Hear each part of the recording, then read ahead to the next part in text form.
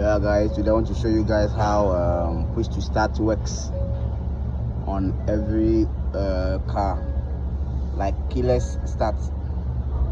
I mean this one. So what I will do is the push, and you can see here it's not responding. See, no key detected. So now here's the key, and you can see this.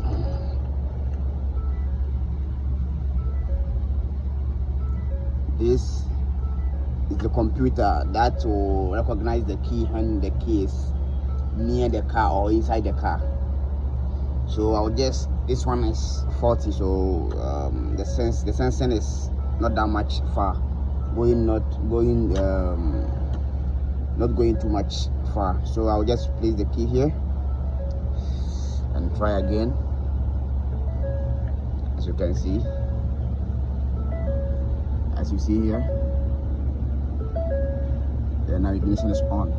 Now the key has recognized, or the car has recognized the key.